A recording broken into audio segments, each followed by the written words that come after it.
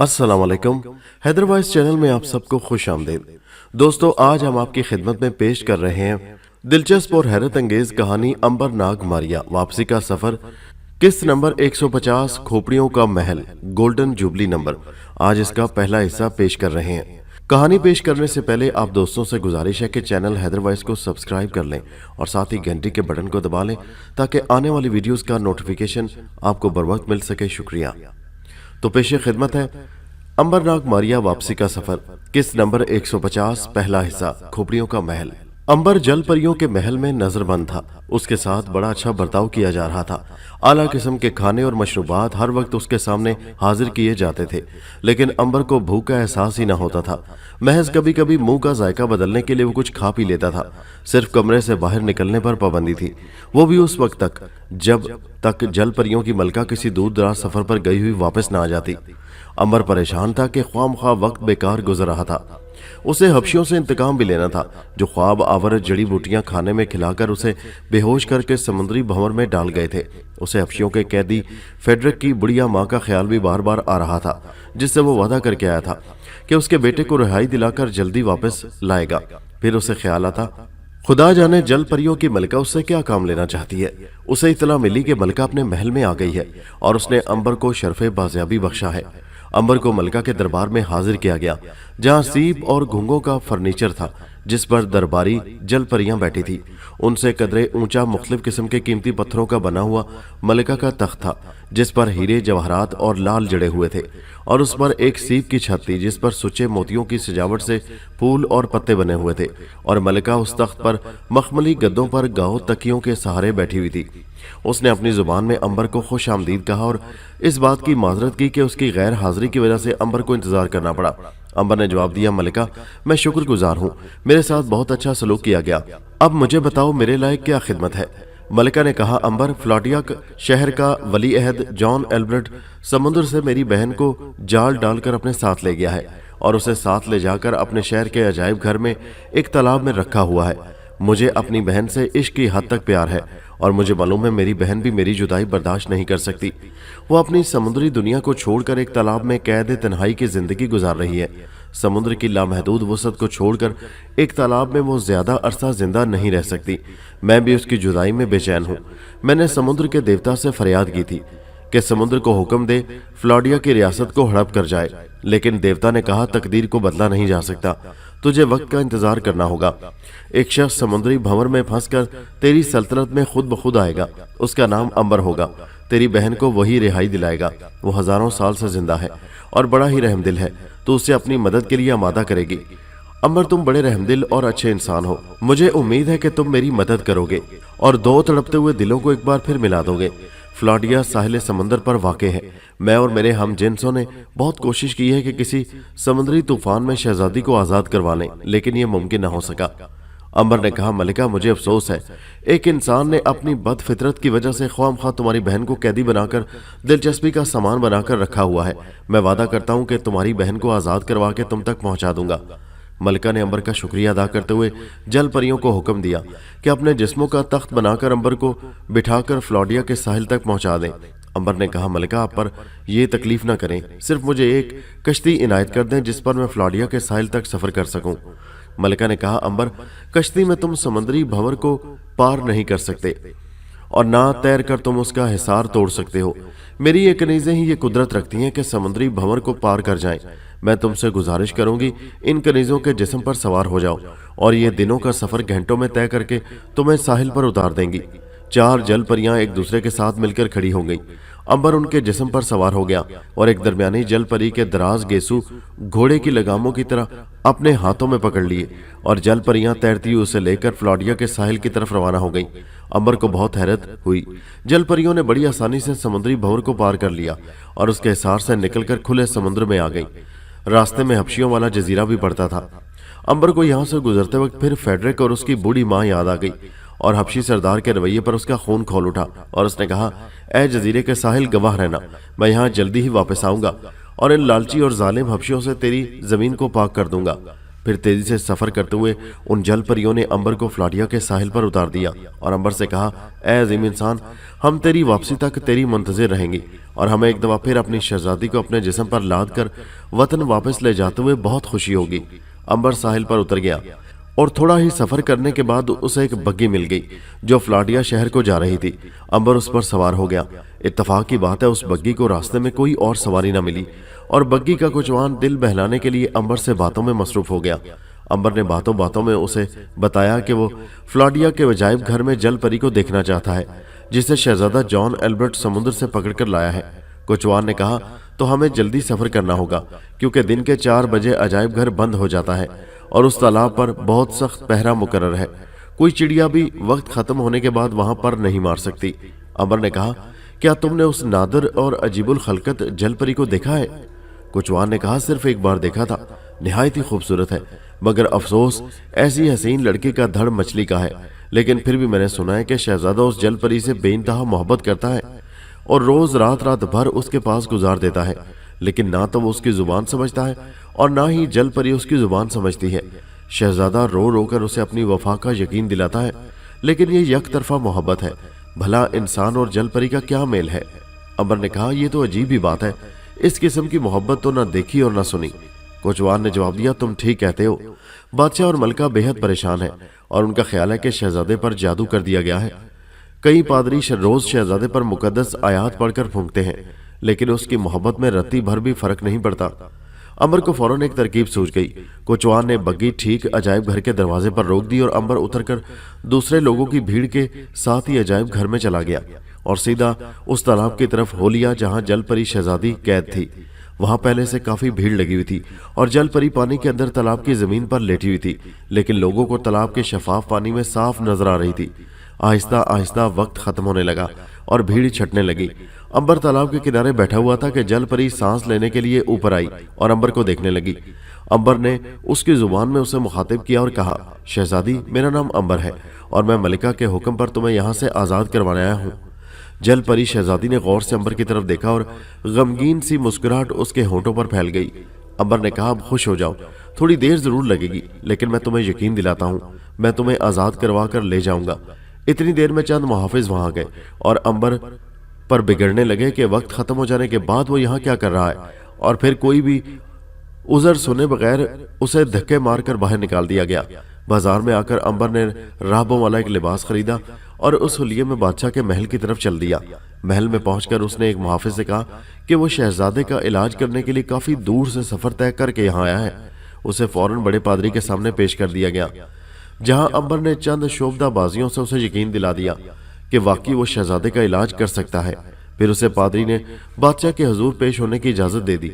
बादशाह को जब मालूम हुआ कि कोई साहिब करामत पादरी शहजादे के इलाज के लिए आया है, उसे फौरन ही अपनी ख्वाबगाह में तलब कर लिया, जहां पर मलका भी मौजूद थी। बादशाह ने शहजादे की तमाम जुनूनी कैफियत से उसे मुतला किया। तब अंबर ने झूठ मूठ उंगली से जमीन पर लकीरें वगैरह बनाकर हिसाब शुरू कर दिया और फिर आंखें बंद करके कशफ की हालत में आ गया और जुबान से कुछ बुड़बुड़ाना शुरू कर दिया। फिर उसका चेहरा सुर्ख और आंखें लाल अंगारा हो गई। ये सब करतब उसने काफी देर सांस को रोककर अपने चेहरे और आंखों में पैदा कर लिया और फिर आंखें खोल दी और जलाली कैफियत खत्म हो गई और उसकी आंखें पहले ही की तरह ख्वाबी हो गईं, जैसे रत जगह मनाने वाले बुजुर्गों की होती हैं जो रात भर जाकर इबादत करते हैं। इस कैफियत से बादशाह और मलिका दोनों मरूब हो गए। फिर अंबर ने मुस्कुराते हुए कहा, ऐ बादशाह सलामत, शहजादे की जिंदगी को बहुत बड़ा खतरा है और यही खतरा तेरी सल्तनत को भी है। बादशाह बेचैन हो गया और कहा, मोहतरम, जरा वजाहत से बताएं, आपका इल्म क्या कहता है?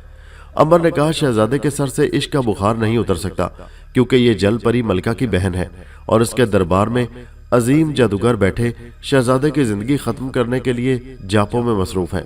जल परियों की मलिका समुद्री देवता से बार बार इसरार कर रही है कि समुद्री तूफान से कहो फ्लाडिया की रियासत को हड़प कर लिया जाए। बादशाह और मलिका दोनों घबरा गए और अंबर से कहा, फिर आप ही अपनी करामत से कुछ कीजिए।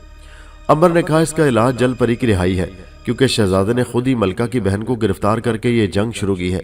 मलिका ने कहा, ए बुजुर्ग, मेरा बेटा रात भर तालाब के किनारे गुजारता है, वो उस जल मछली के इश्क में मुब्तला है। सारी नसीहतें अमल और तदबीरें नाकाम हो चुकी हैं। अंबर ने कहा, अभी तक इलाज ही गलत हुआ है। आप लोग तूफान के आगे बंद बांधते रहे हैं, जो नामुमकिन बात है। जहर का इलाज जहर ही हो सकता है। बादशाह ने कहा, मैं कुछ समझा नहीं। अंबर ने कहा, शहजादे को नसीहत की नहीं बल्कि किसी हमराज की जरूरत है। बादशाह खिल उठा और कहा, यह तो हमने सोचा ही न था। अंबर ने कहा, मुझे शहजादे को इत्मीनान में लेना होगा कि वो मुझ पर भरोसा करने लगे और मैं उसका हमराज बन जाऊं। फिर शहजादे के जहन से उस जल परी का इश्क हरफे गलत की तरह मिटा देना मेरा काम है। मलका ने कहा, मगर वो तो हर आदमी को अपना दुश्मन और मुखालिफ समझता है, तुम उसका एतमाद कैसे हासिल करोगे? अंबर ने कहा, आपकी मार्फत मलका आलिया। मलका ने कहा, यह नामुमकिन है, मेरी तो वो बात ही नहीं मत सुनता, मैं तो समझा समझा कर थक गई हूँ। अंबर ने कहा, जो मैं कहता हूँ वही कीजिए। आप अपनी ममता के जज्बात लेकर शहजादे के पास जाएं और उसे मोहब्बत से कहें, मेरी ममता तुझे बेचैन और तड़पता हुआ नहीं देख सकती। मेरे लाल, तू जो चाहता है वही होगा। मैंने तेरे बाप से चोरी एक ऐसे राहब को तेरी मदद के लिए तैयार कर लिया है जो तेरे इश्क को जल परी के दिल में पैदा कर सकता है। उसे अपना हमराज बना ले।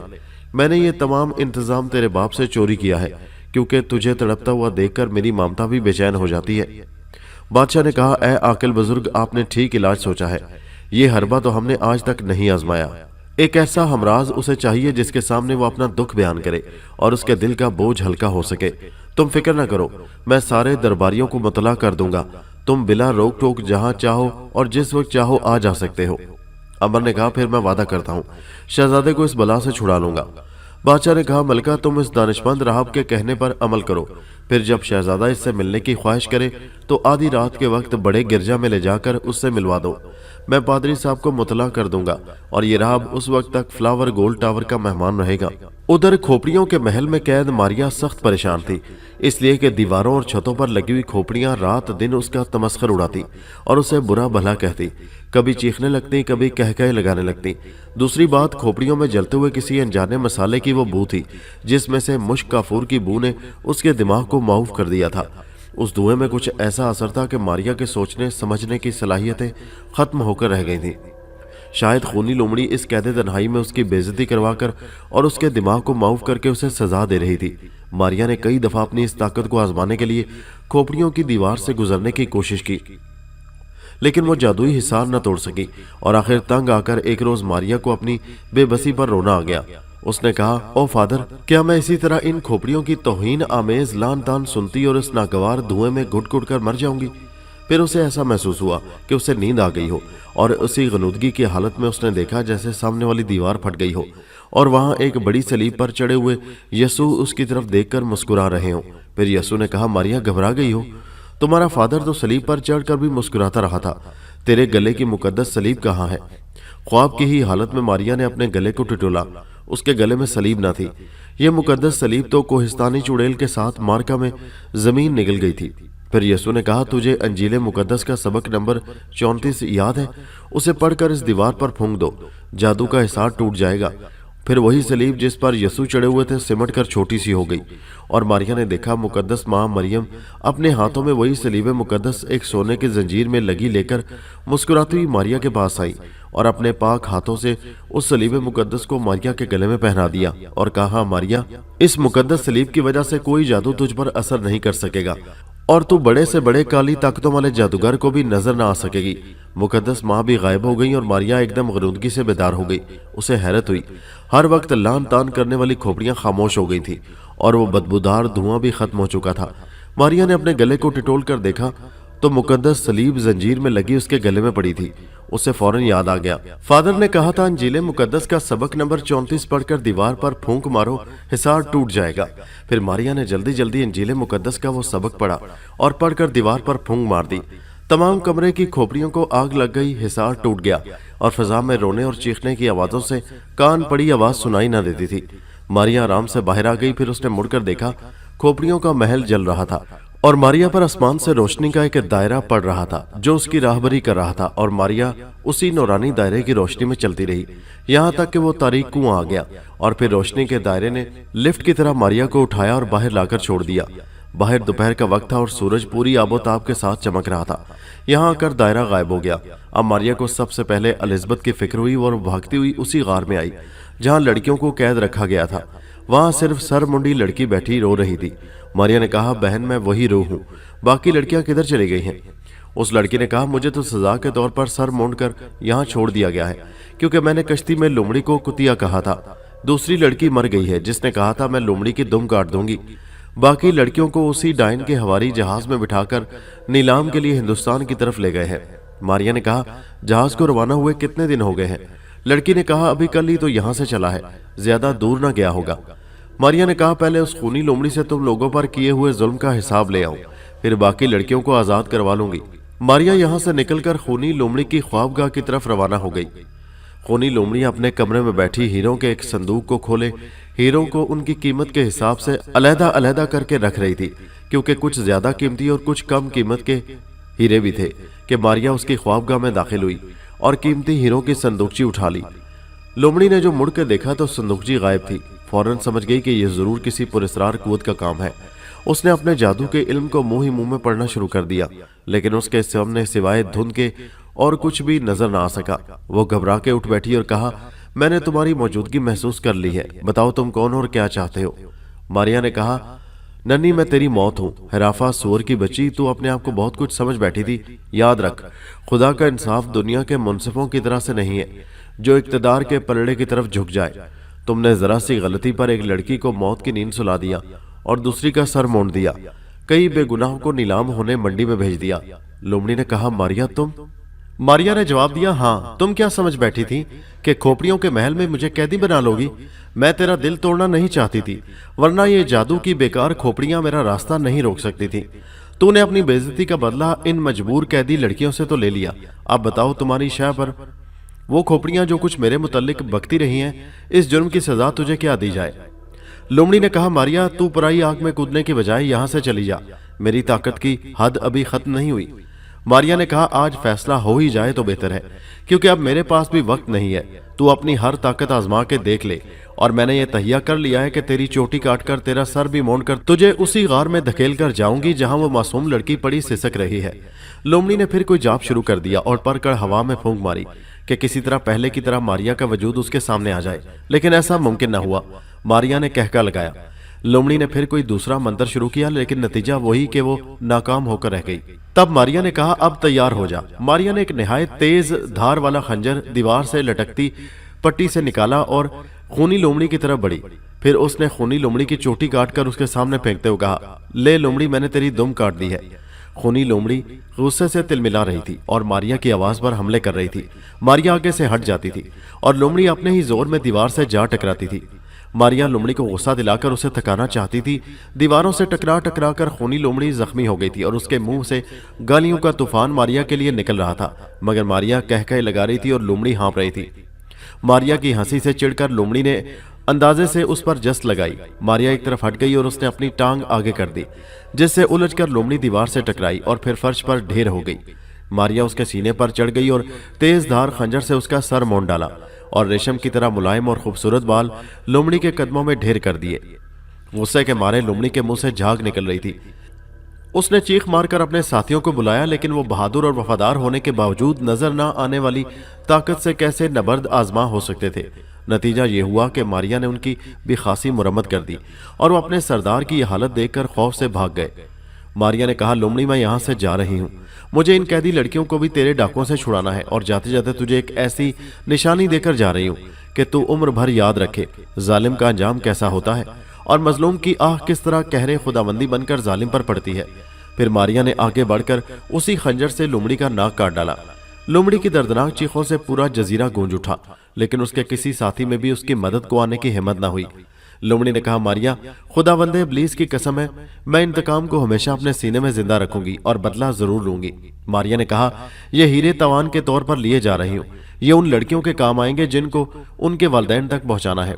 मारिया यहाँ से निकलकर दोबारा उस लड़की के पास आई और उसे साथ लिया और बताया कि ये रही खूनी लोमड़ी की चोटी और ये रही नाक, मैंने तुम्हारा बदला ले लिया है और लड़कियों को दिखाने के लिए ये दोनों चीजें साथ लिए जा रही हूँ। अब देर न करो और जल्दी से मेरे साथ चली आओ। मारिया सर मुंडी लड़की को लेकर साहिल पर आई और पहरे पर खड़े हुए दोनों डाकों की मुरम्मत शुरू कर दी जो कश्तियों की हिफाजत पर मामूर थे। दोनों मार खाकर भाग गए, जिसकी बड़ी वजह नजर न आने वाली ताकत थी जिसका मुकाबला वो नहीं कर सकते थे। मारिया ने कश्ती खोलकर लड़की को उसमें बिठाया और उसे पानी में धकेलकर खुद भी सवार हो गई। एक पतवार लड़की के हाथ में दी और दूसरी से खुद कश्ती चलानी शुरू कर दी। मारिया ने कश्ती के बादबान भी खोल दिए। हवा काफी तेज थी और कश्ती हल्की फुल्की हवा से गुब्बारे की तरह उड़ाए लिए जा रही थी, जबकि जिस जहाज पर डाकू लड़कियों को लेकर गए थे वो जंगी सामान से भी लैस था और काफी बड़ा और वजनी था, लिहाजा उसकी रफ्तार कश्ती की निस्बत काफी सुस्त थी। एक दिन और एक रात के मुसलसल सफर के बाद मारिया को दूर खूनी लोमड़ी का जहाज दिखाई दिया, जिस पर सफेद झंडे पर सुर्ख लोमड़ी बनी हुई थी। रात का वक्त था, लेकिन 14वीं के चांद की सफेद रोशनी में मारिया को डाकुओं का जहाज साफ दिखाई दे रहा था। वो बेइंतहा खुश थी कि अब वो एलिजबेथ और उन तमाम लड़कियों को उन जालिम डाकुओं से रिहाई दिलाने में जरूर कामयाब हो जाएगी। उसने तेजी से अपनी कश्ती जहाज के साथ लगा दी और लड़कियों को सहारा देकर जहाज पर चढ़ा दिया।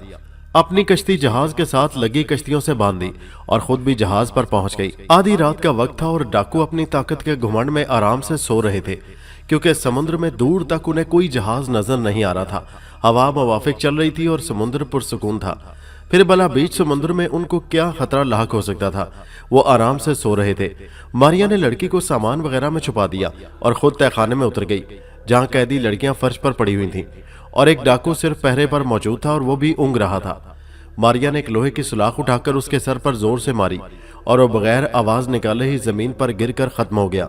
अब मारिया ने लड़कियों को देखा जो चिराग की मध्यम रोशनी में पड़ी हुई थीं और एलिजबेथ को पहचान कर उसके कान में सरगोशी की। एलिजबेथ चौंक कर उठ बैठी। मारिया ने कहा, मैं आ गई हूँ। एलिजबेथ ने अफसुर्दा लहजे में कहा, मारिया बाजी, मेरे नसीबों में आजादी नहीं। तकदीर हर बार मुझसे मजाक करती है। बावजूद कई बार कोशिश के भी कोई ना कोई दीवार राह में आ खड़ी हुई है।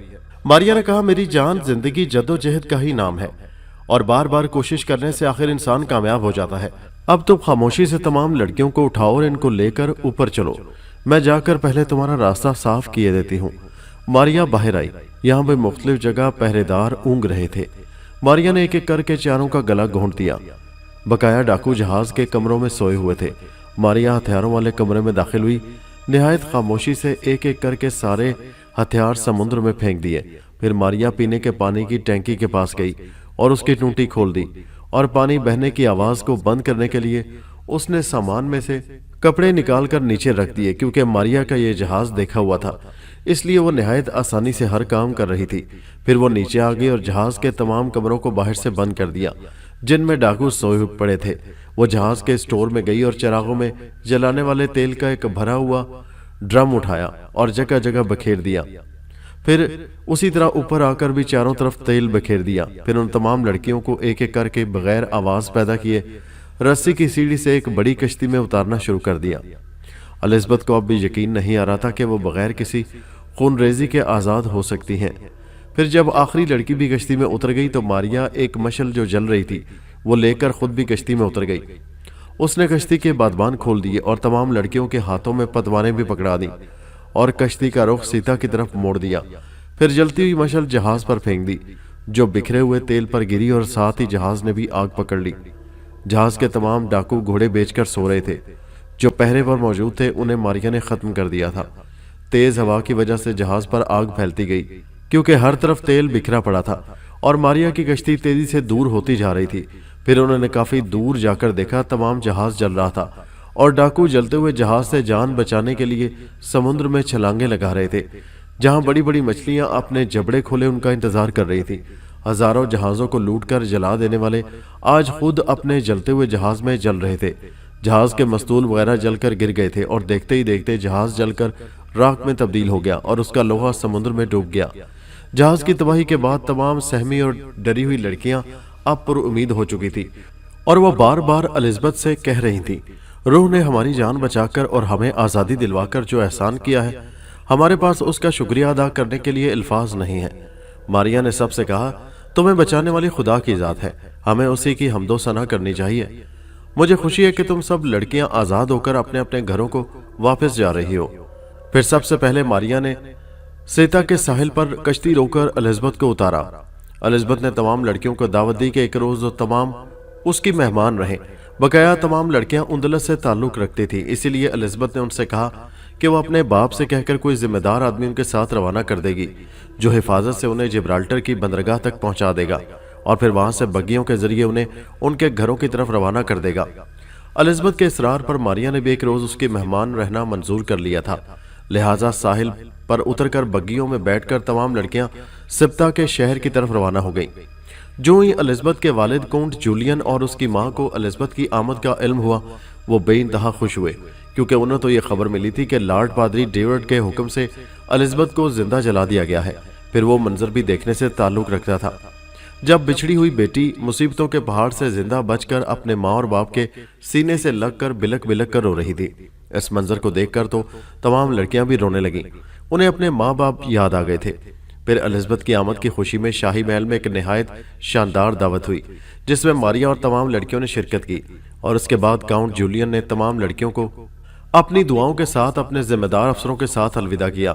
جب تمام لڑکیاں کشتی میں بیٹھ کر روانہ ہو رہی تھی تو سب کی آنکھوں میں آنسو تھے، لیکن آج یہ خوشی کے آنسو تھے۔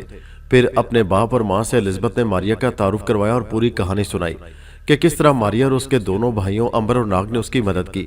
ماریا ان کو نظر تو نہ آ رہی تھی، لیکن پھر بھی کاؤنٹ اور اس کی بیگم نے ماریا کا بہت بہت شکریہ ادا کیا اور اسے کہا جب امبر اور ناگ بھی مل جائیں تو وہ دونوں بھائی بہن چند روز ہمارے ضرور مہمان رہیں، تاکہ ہم اپنے ان محسنوں کو تو دیکھ سکیں جنہوں نے ایک طویل اور جدوجہد کے بعد ان کی بچھڑی بیٹی کو والدین سے ملایا۔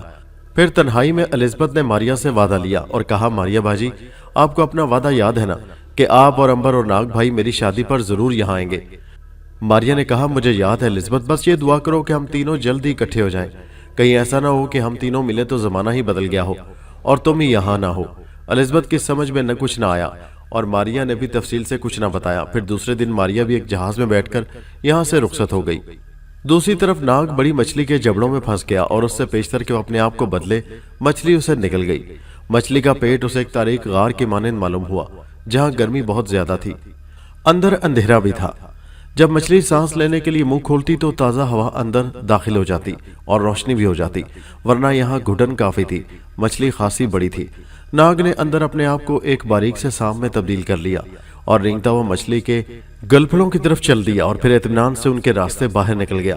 باہر نکل کر اس نے اپنے آپ کو باز میں تبدیل کر لیا اور اڑتا ہوا جن کے غار کی طرف روانہ ہو گیا، اور وہ شام ہونے سے پہلے ہی غار کے منہ کے باہر اتر گیا اور پھر دوبارہ انسان بن کر اندر داخل ہو گیا اور تیزی سے آگے بڑھتا ہوا نالے کے کنارے کنارے آبشار تک پہنچ گیا، جہاں راجکماری کا کٹا ہوا سر آنسو بہا رہا تھا۔ سر نے جو ناگ کو دیکھا تو کہا، ناکام لوٹ آئے، میں نے تو پہلے ہی کہا تھا جذباتی فیصلے بدلتے دیر نہیں لگتی۔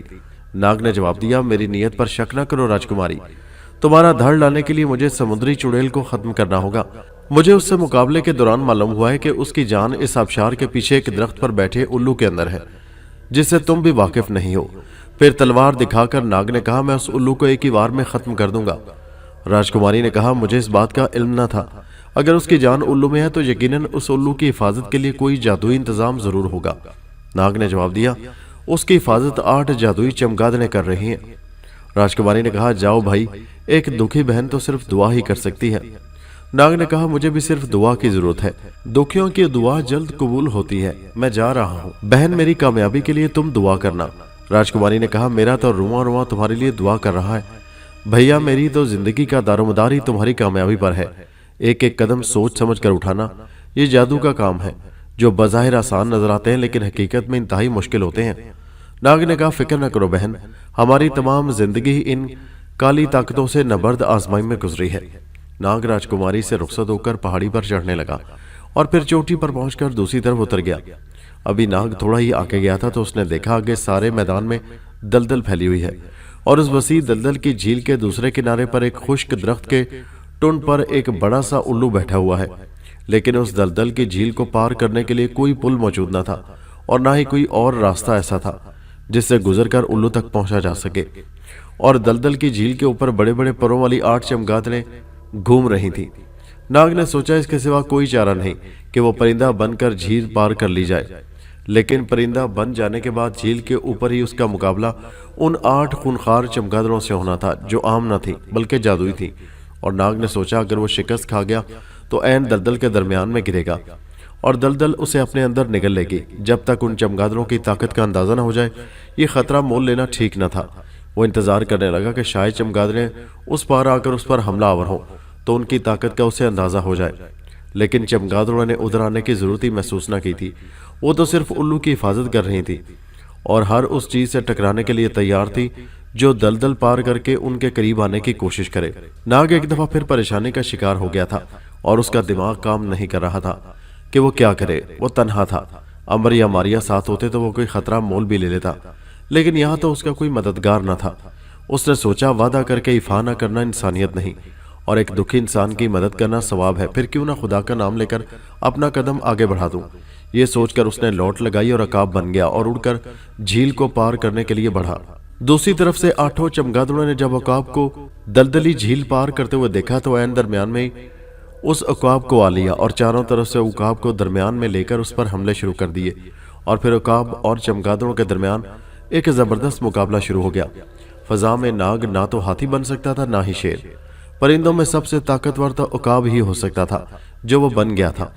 زندگی اور موت کے اس مقابلے میں ناگ نے بے انتہا کوشش کی کہ ان ذلیل پرندوں کو زیر کر لے، لیکن وہ پرندے تو عقاب کی جان کو آ گئے تھے۔ کئی دفعہ عقاب نے اپنے پنجوں سے چمگادڑوں کو پھاڑ ڈالا تھا، لیکن دوسرے ہی لمحے ان کے زخم مندمل ہو جاتے تھے اور وہ پھر اپنی پوری توانائی کے ساتھ بھلے چنگے ہو کر حملہ آور ہو جاتے تھے۔ ناگ نے سوچا اگر میں تمام زندگی بھی یہ لڑائی لڑتا رہا تو شاید کامیاب نہ ہو سکوں، کیونکہ ان کے ساتھ جادو کی طاقت بھی کام کر رہی تھی۔ اس نے کئی دفعہ ان کو اپنی چونچ اور پنجوں سے چیر ڈالا تھا، لیکن ان میں سے ایک کو بھی کم کرنے میں کامیاب نہ ہو سکا تھا۔ آخر تنگ آ کر اسے واپس اسی کنارے پر آ جانا پڑا۔ اس کا خیال تھا شاید چمگادڑ اس کے پیچھے یہاں بھی آئیں گے، لیکن شاید ان کی حد مقرر تھی اور انہوں نے اس کنارے پر آنے کی کوشش نہیں کی، بلکہ دوسرے کنارے الو کے گرد چکر لگاتی رہیں۔ ناگ نے سوچا ان کو زیر کرنے کا بھی کوئی اور ہی طریقہ ہوگا، طاقت سے یہ زیر نہیں ہو سکتی، لیکن وہ کیا تھا جس کے متعلق چڑیل نے بھی نہیں بتایا تھا، اور نہ ہی راجکماری کچھ جانتی تھی۔ چھوٹے موٹے زخم ناگ کو بھی اس لڑائی میں آئے تھے، لیکن وہ معمولی تھے اور تشویش کی کوئی بات نہ تھی۔ ناگ اسی سوچ وچار میں مبتلا تھا کہ اس نے دیکھا کہ ایک طرف سے ایک انسانی ڈھانچہ اپنی ہڈیوں کو بجاتا ہوا نمودار ہوا۔ ناگ ایک دم اسے دشمن کا کوئی وار سمجھ کر تیار ہو گیا، لیکن ڈھانچہ قریب آ کر رک گیا اور اس نے ہاتھ سے اشارہ کیا کہ میرے پیچھے آؤ۔ پہلے تو ناگ سوچ میں پڑ گیا کہ اس میں دشمن کی کوئی چال ہی نہ ہو، لیکن پھر اللہ کا نام لے کر اس ڈھانچے کے پیچھے چل دیا۔ وہ ڈھانچہ ایک ٹبے میں بنی ہوئی غار میں داخل ہو گیا۔ ناگ بھی اس کے پیچھے غار میں داخل ہو گیا۔ اندر جا کر وہ ڈھانچہ ایک دیوار کے اندر غائب ہو گیا۔ ناگ نے دیکھا وہاں ایک تیر کمان پڑا ہوا تھا اور دیوار پر کسی کے خون سے تحریر تھا، میرے بعد یہاں پر آنے والے بہادر انسان۔ میرا نام بدر منیر تھا اور تیری طرح میں بھی بہادر اور نڈر تھا اور تمام مراحل طے کر کے اس مقام تک پہنچ گیا تھا۔ میرے پاس ایک بزرگ کا دیا ہوا طلسمی تیر کمان بھی تھا جو ان چمگادڑوں کی موت کا واحد ذریعہ ہے۔ یہ چمگادڑیں 8 بہنیں ہیں جو چڑیلیں ہیں اور سمندری چڑیل کی شاگرد ہیں، لیکن میں بہت بدقسمت انسان ہوں جو منزل پر پہنچ کر بھی ناکام ہو گیا ہوں۔ اس کی وجہ میری اپنی کمزوری ہے۔ ان جادوگرنیوں نے جب طلسمی تیر کمان میرے پاس دیکھا تو اپنی جان بچانے کے لیے ایک اور حربہ استعمال کیا، پھر مجھ سے غلطی ہو گئی جس کی سزا میری موت پر ختم ہو گئی۔ میرے بعد یہاں آنے والے میرے تجربے سے فائدہ اٹھا یہ طلسمی تیر اور کمان یہاں موجود ہے، لیکن اس خطرناک ہتھیار سے ہوشیار رہے جو میری موت بن گیا۔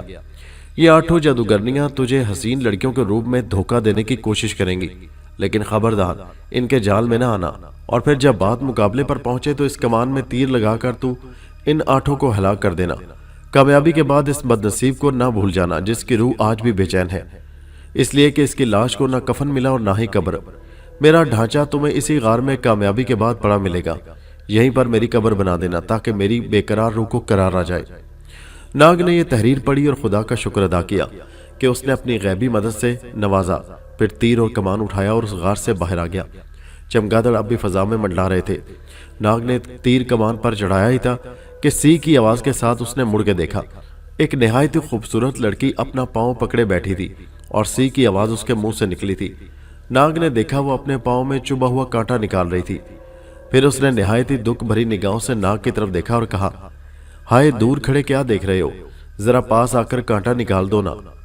ناگ کو فوراً بدر منیر کی تحریر یاد آ گئی اور اس نے کہا، کانٹا ہی چبھا ہے نا، کوئی بھالا تو نہیں تمہارے جسم کے پار نہیں ہو گیا بی بی، خود ہی کوشش کر کے نکال لو۔ لڑکی نے کہا، ہائے رام کتنے ظالم ہو، کسی کے دکھ کا احساس ہی نہیں، لگتا ہے تمہارے پہلو میں دل ہی نہیں۔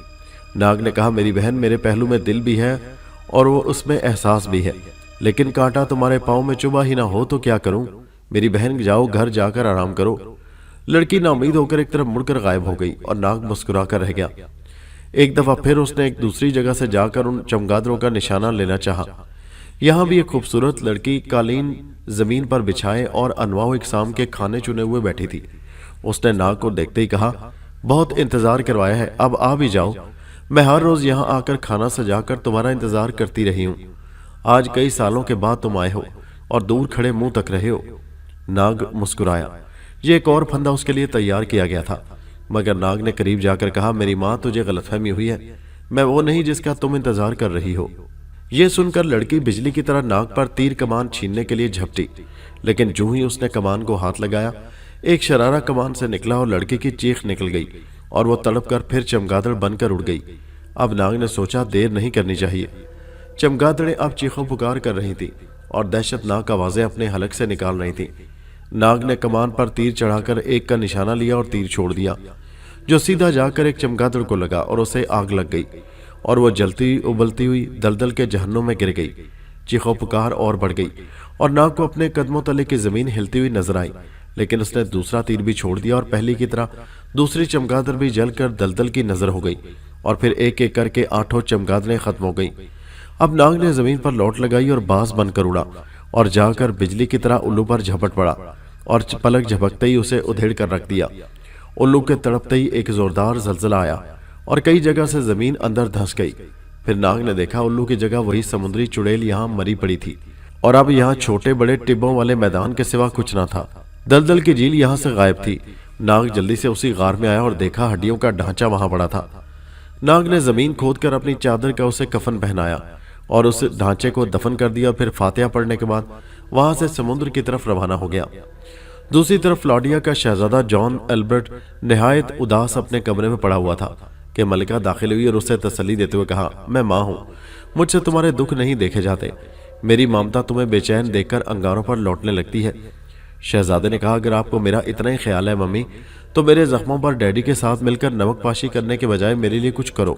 मलिका ने इधर उधर देखकर कहा, मैंने तुम्हारे डैडी से चोरी सब इंतजाम कर लिया है। एक ऐसा बुजुर्ग राहब मिल गया है जो तेरा काम कर सकता है। वो शाही गिरजा घर में ठहरा हुआ है और बहुत पहुंचा हुआ है। मैं आज आधी रात के वक्त तेरी उससे मुलाकात करवा रही हूँ। बेटा, उस बुजुर्ग का दिल जीत कर ही तुम बाजी जीत सकते हो। वो तुम्हारे लिए एक अच्छा उस्ताद साबित होगा। शहजादे ने कहा, शुक्रिया मम्मी, मैं जरूर ऐसे बुजुर्ग राहब से मुलाकात करूंगा। माँ ने कहा, तो आधी रात को तैयार रहना, मैं तेरा शाही गिरजा में ही इंतजार करूंगी। शहजादे ने कहा, ठीक है मम्मी, मैं वक्त से पहले ही पहुंच जाऊंगा।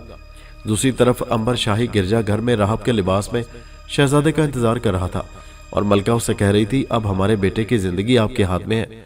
अंबर ने कहा, मलका आलिया, ये सब खुदा के हाथ में है, लेकिन मुझे उम्मीद है मैं शहजादे को इस बला से बचा लूंगा। आप फिक्र न करें, अभी बहुत वक्त पड़ा है। आप मुझे किसी तरह थोड़ी देर के लिए जल परी वाले तालाब तक पहुंचा दें। मलका ने कहा, यह कौन सी मुश्किल बात है। फिर मलका ने एक खास ऑफिसर को बुलाकर बग्गी में बिठाकर अंबर को अजायब घर पहुंचा दिया। अंबर ने अंदर जाकर तालाब के किनारे पहुंचकर जल परी को मुखातिब किया। जल परी किनारे पर आ गई। तब अंबर ने उसे सब कुछ बता दिया और उससे कहा, आज रात शहजादे के साथ यहाँ आए, पर जब मैं कहूँ तो तुम अपना रवैया शहजादे से ठीक कर लो, तो तुम उसकी मोहब्बत का जवाब मोहब्बत से देना। आगे मैं सब ठीक कर लूंगा। वो बेवकूफ़ आदमी है, उसकी समझ में ये बात नहीं आती कि भला एक इंसान जल परी से कैसे शादी कर सकता है। जल परी ने सब कुछ समझ लिया तो अंबर वहां से दोबारा गिरजा की तरफ रवाना हो गया। शहजादा बड़ी बेकरारी के साथ आधी रात का इंतजार कर रहा था। आखिर आधी रात के वक्त शहजादा शाही गिरजा में दाखिल हुआ, जहां राहब के साथ एहतराम से मलका बैठी हुई थी। शहजादा दाखिल हुआ और उसने बढ़कर अंबर के हाथों को बोसा दिया। मलका ने कहा, मैंने शहजादे के मुतालिक आपको सब कुछ बता दिया है फादर, अब उसे आपके हवाले कर रही हूँ। अंबर ने शहजादे को दुआएं देते हुए कहा, बेटा, तुमसे ही ईसाई मजहब का भरम कायम है। हमारी आपस की नाइतफाकी और लापरवाही ने ही मुसलमानों को उंदलस फतह करने में मदद दी है।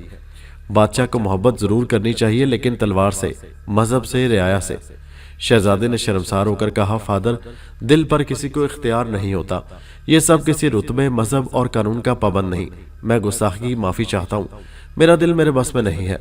अंबर ने रहबाना अंदाज में कहा, मुझे सब मालूम है, हमें उस जल परी के पास ले चलो, हम उसे समझाएंगे। शहजादे ने कहा, तो अभी मेरे साथ चलिए। अंबर ने कहा, चलो अभी चलते हैं। फिर अंबर और शहजादा दोनों शाही बग्गी में बैठकर अजायब घर की तरफ रवाना हो गए। शहजादा अंबर को लेकर अजायब घर में तालाब के किनारे ले आया। پانی کی تہہ میں جل پری آرام کر رہی تھی۔ امبر اسے سمجھا گیا تھا، دونوں کنارے پر بیٹھ گئے۔ شہزادے نے کہا فادر شاید وہ سو رہی ہے۔ امبر نے کہا فکر نہ کرو شہزادے، وہ ہماری عظمت سے واقف ہے۔ پھر شہزادے نے دیکھا جل پری نے ایک دم آنکھیں کھول کر امبر کی طرف دیکھا اور پلک جھپکتے ہی اوپر کنارے پر آ گئی۔ امبر نے اپنا ہاتھ آگے بڑھا دیا، جل پری نے اس پر بوسہ دیا۔ شہزادہ دیکھ کر حیران رہ گیا۔ پھر امبر نے جل پری سے کہا جل پری تم نے ہمارے بیٹے کو کیوں پریشان کر رکھا ہے؟ جل پری نے اپنی زبان میں جواب دیا۔ امبر نے کہا یہ تو ٹھیک ہے کہ تم جادو کے زیر اثر ہو اور اپنی حالت بدلنے پر قادر نہیں ہو۔ یہ بات امبر نے صرف شہزادے کو بیوقوف بنانے کے لیے کہی تھی، وہ تھی تو جل پری ہی۔ جل پری نے پھر کوئی جواب دیا۔ امبر نے کہا تم صرف مجھے یہ بتاؤ کہ کیا تمہیں بھی ہمارے شہزادے سے پیار ہے؟ جل پری نے پھر کچھ کہا۔ امبر نے کہا ٹھیک ہے یہ بات تم مجھ پر چھوڑ دو، میں تمہارے والد سے تمہیں شہزادے کے لیے مانگ لوں گا۔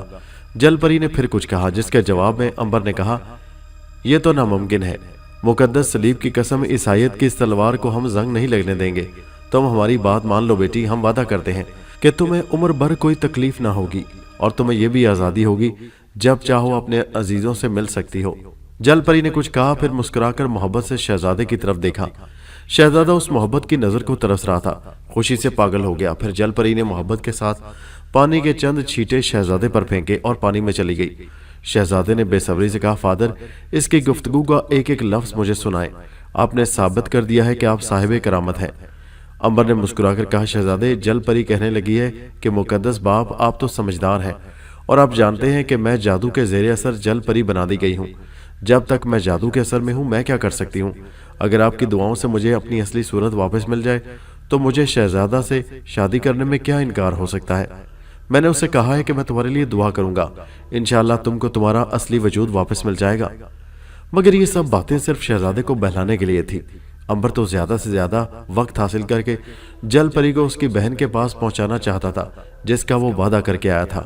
امبر نے کہا شہزادے اس نے اپنی محبت کا اظہار تم سے کر دیا ہے، میرے خیال ہے میں نے جو وعدہ بھی اس سے کر لیا ہے تم اس کا احترام کرو گے۔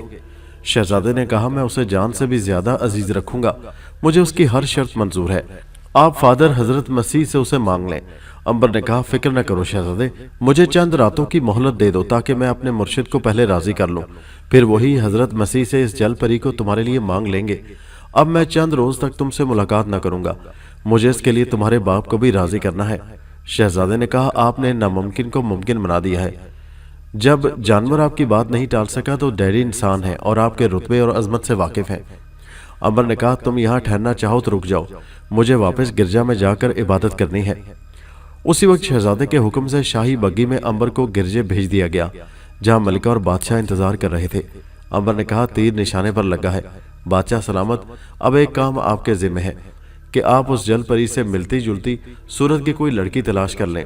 میں شہزادے سے وعدہ کرایا ہوں اس جل پری کی جنس بدلوا کر اسے عورت بنا لوں گا، اور یہ اسی وقت ممکن ہے جب اس کی ہم شکل لڑکی مل جائے۔ بادشاہ نے کہا اس کی فکر تم نہ کرو، ہم خفیہ طور سے ایسی لڑکی کی تلاش شروع کر دیتے ہیں، لیکن تم یہ سب کیسے کر لو گے؟ امبر نے کہا آپ صرف لڑکی تلاش کر کے اسے منگوا لیں، لیکن یہ سوچ لیں اس لڑکی سے شہزادی کی شادی ہوگی، اس لیے قربانی آپ کو دینی ہوگی۔ بادشاہ نے کہا ٹھیک ہے ہم کوشش کریں گے، وہ کسی اچھے ہی خاندان سے ہو جو ہماری بہو بننے کے قابل ہو۔ پھر بادشاہ اور ملکہ یہاں سے محل کی طرف روانہ ہو گئے اور امبر اپنی کامیابی کے متعلق سوچ بچار میں مصروف ہو گیا۔ دوسری طرف شہزادہ بہت خوش تھا کہ اب جل پری کافی دیر تک کنارے آ کر اس سے شرارتیں کرتی رہتی، یہاں تک کہ ایک دفعہ تو اس نے شہزادے کو بھی پانی کے اندر کھینچ لیا اور شہزادے کا لباس بھیگ گیا، لیکن وہ بہت خوش تھا کہ اس کی محبت اور راہب کی دعائیں رنگ لائی تھی۔ بادشاہ نے تمام شہروں میں مصور سے جل پری کی شکل کی تصویریں بنوا کر بھجوا دی تاکہ اس سے ملتی جلتی شکل کی کوئی لڑکی مل جائے تو فوراً شاہی محل بھیج دی جائے۔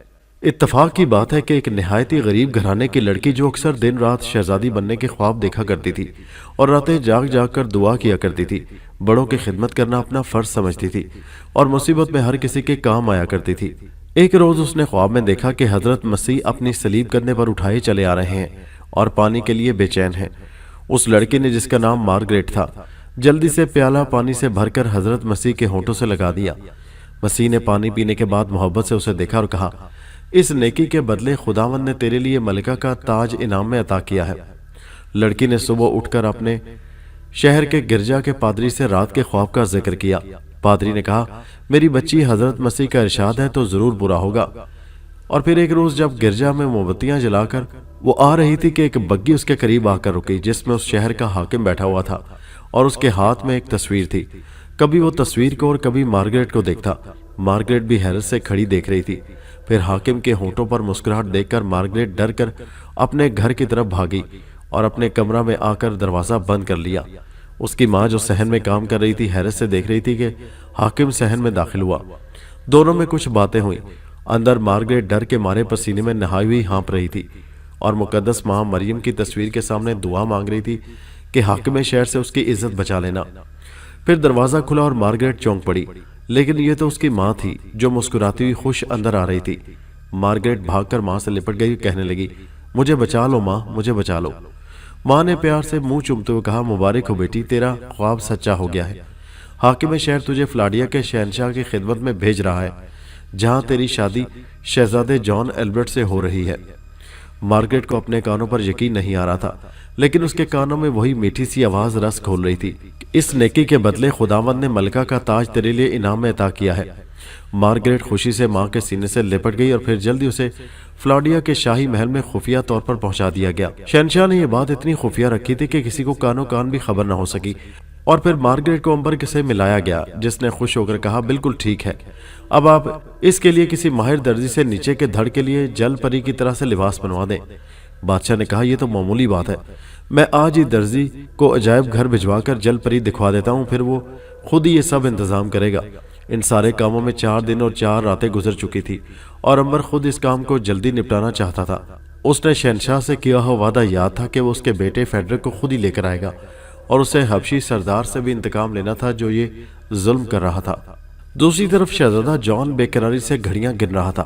آخر وہ شاہی گرجا گھر میں راہب سے ملنے چلا ہی آیا اور اس کی محنت کی کہ جلدی سے جل پری کو عورت بنا دیا جائے۔ امبر نے صرف 1 دن کی اور مہلت مانگی۔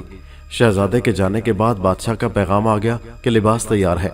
اب امبر نے اپنے دماغ پر زور دے کر ساری سکیم تیار کر لی۔ ایک دفعہ وہ پھر عجائب گھر گیا۔ اس نے وہ نہر دیکھی جو سمندر سے شہر میں آتی تھی اور عجائب گھر کے پاس سے گزرتی تھی، جسے شہزادے نے کاٹ کر اس عجائب گھر میں بنے ہوئے تالاب سے ملا دیا تھا اور اس کے راستے سے وہ جال میں پڑی جل پری کو لایا تھا۔ دوسرے لفظوں میں اسے یہ تمام کام جل پری کو تالاب تک لانے کے لیے کرنا پڑا تھا، جو اب امبر کے لیے بہت مفید ثابت ہو رہا تھا۔ پھر امبر جل پری کے پاس آیا اور اسے رہائی کی خوشخبری دیتے ہوئے کہا آج رات جو ہی اندھیرا ہو تم تالاب سے نہر میں چلی جانا اور پھر نہر سے سمندر میں۔ عجائب گھر کے پاس جو باہر جانے کے لیے رکاوٹ ہے اسے ہٹا دیا جائے گا۔ جل پری نے تشکر آمیز نگاہوں سے امبر کو دیکھا۔ امبر نے کہا سمندر کے کنارے پانی کے اندر تمہاری بہن کی بھیجی ہوئی جل پریاں موجود ہوں گی جو تمہارا انتظار کر رہی ہیں، ان کے ساتھ مل کر اپنی بہن کے پاس چلی جانا، اسے میرا سلام کہنا اور پیغام دینا کہ امبر نے اپنا وعدہ پورا کر دیا ہے۔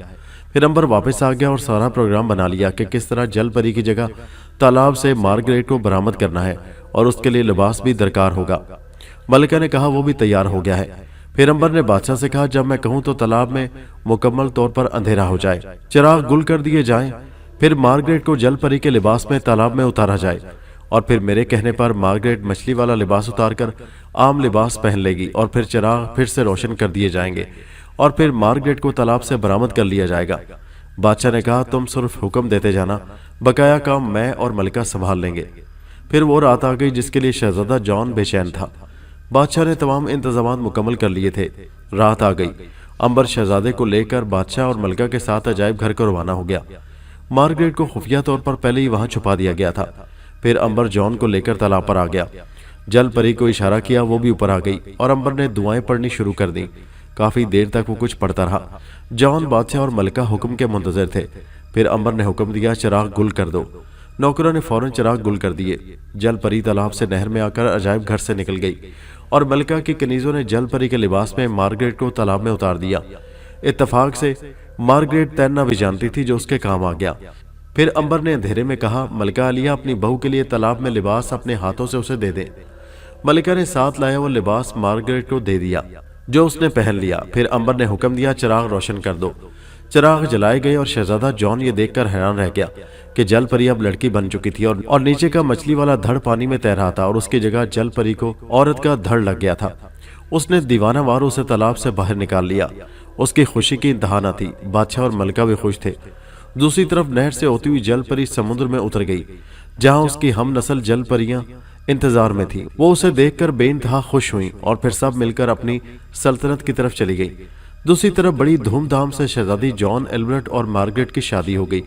मार्गरेट को सब कुछ समझा दिया गया था और इसलिए कि उसे कोई दुश्वारी पेश न आए। इस शादी के बाद अंबर ने बादशाह से इजाजत चाही। बादशाह ने उसे इनामो इकराम से नवाजना चाहा, लेकिन अंबर ने इनकार कर दिया और कहा कि इस इनाम के मुस्तहिक गरीब आवाम है, आप अपनी गरीब आवाम में ये बांट दें, इस खुशी में ज्यादा से ज्यादा उन्हें इनाम दे। फिर अंबर शहजादे जॉन, शहजादी मार्गरेट जिसका ख्वाब सच्चा हो चुका था, सबसे रुखसत हुआ। अब उसकी दूसरी मंजिल हबशियों का जजीरा था। उधर जहाज अपनी मंजिल की तरफ रवा दवा था और मारिया नित नई शरारतें करती फिर रही थी। जहाज के हाल में तमाम मुसाफिर खाने के लिए जमा थे। मारिया ने देखा है कि जोड़ा मेज पर मछली, शामी कबाब, पुलाव वगैरह सजाए खाने में मसरूफ था। गरम गरम मछली से भाप उठ रही थी, जिसकी खुशबू ने मारिया की तवज्जो अपनी तरफ करवा ली। उसने देखा बीवी तो खाना खा रही थी, लेकिन खाविंद सामने चीजें सजाए थोड़ी थोड़ी देर बाद नवाला उठा लेता और फिर सामने देखने लगता। सामने मेज पर दो आदमी अधेड़ उम्र और एक 18-19 साल का लड़का उनके दरमियान बैठा था।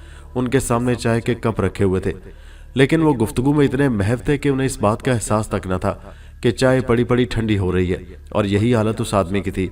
उसकी पूरी तवज्जो उन दोनों आदमी और लड़के की पर मरकूज थी। मारिया ने आराम से करीब बैठकर उसकी प्लेटें साफ करनी शुरू कर दी। गाहे गाहे वो कोई नवाला उठा लेता था। मारिया ने जल्दी सारा सामान खत्म कर दिया। फिर वो दोनों आदमी और लड़का उठकर अपने कैबिन की तरफ चले गए और उस आदमी की तवज्जो वहां से हटकर खाने की तरफ आई तो प्लेटें खाली थी। सामने बैठी बीवी मजे से खा रही थी। आदमी ने कहा, जरीना, मेरी सारी प्लेटें साफ कर दी। बीवी ने कहा, असलम, तुम्हारा दिमाग कहाँ चढ़ने चला गया है? मैंने तो तुम्हारी किसी प्लेट को हाथ तक नहीं लगाया, तुम यहाँ मौजूद नहीं थे। असलम ने हंसते हुए कहा, मैं जरा उन दो ठगों को देखकर परेशान हो गया था। मशहूर जमाना ठग चंपत लाल और गणपत लाल किसी लड़के को बिठाए बातें कर रहे थे। अब समझ लो इस जहाज पर मालदार लोगों की खैर नहीं, ये बहुत मशहूर ठग हैं। मारिया को अब यहाँ क्या दिलचस्पी रह गई थी। असलम ने कहा, मेरा बस चले तो मैं जाकर उनकी बातें सुनूं, वो क्या तखरीबी कार्रवाई बैठे सोच रहे हैं। जरीना ने कहा, तुम्हें क्या मुसीबत पड़ी है? हम कौन से सरमायादार हैं कि हमें वो लूट कर ले जाएंगे? असलम ने कहा, तुम नहीं जानती उन्हें, ये सुअर के बच्चे तो जहाज का सौदा भी करने से दरेग न करेंगे। मुझे जहाज के कप्तान को जरूर मुतला कर देना चाहिए। अब तो मारिया के भी कान खड़े हो गए थे। मारिया ने सोचा, चलो चलकर उनकी बातें ही सुने। अगर वो इतने ही मशहूर हैं तो उनका वजूद इस जहाज पर बगैर किसी मकसद के नहीं हो सकता। दोनों ठगों ने पंडितों का भेष बदल रखा था। मारिया उनको तलाश करती उनके कैबिन में जा पहुंची।